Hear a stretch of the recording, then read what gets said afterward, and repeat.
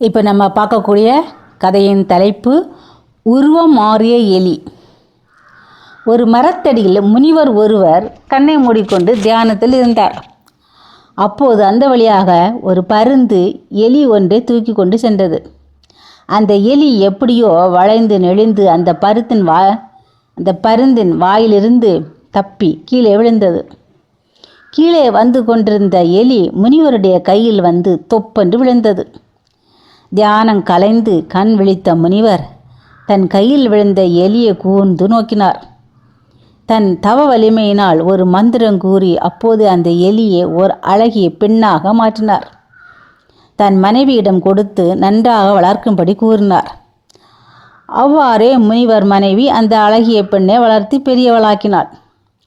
பெரியவளாகிய அந்த பெண்ணுக்கு திருமணம் செய்ய வேண்டிய பருவம் வந்தது. அந்த பெண்ணை உலகத்தில் பெரிய பலவான் ஒருவனுக்கு திருமணம் செய்து கொடுக்க வேண்டும் என்று முனிவர் விரும்பினார்.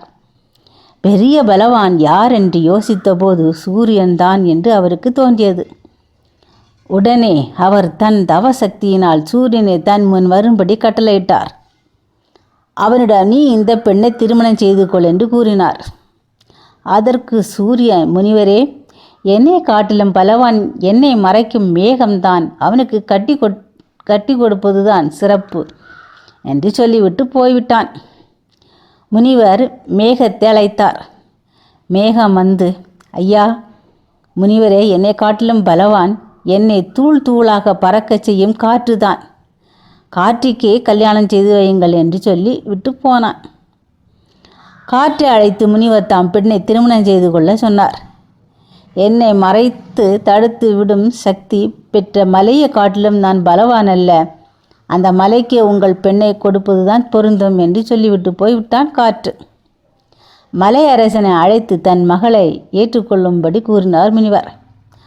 உலகத்தில் நான் என்ன பலவானா? என்னை அறுத்தெடுக்கும் எலியே பலவான், எலி அரசனுக்கே இவள் ஏற்றவள் என்று ஆலோசனை கூறிவிட்டு அகன்றான் மலையரசன். முனிவர் எலி அரசனை அழைத்தார். எலி அரசன் அந்த பெண்ணை திருமணம் செய்து கொள்ள மறுக்கவில்லை.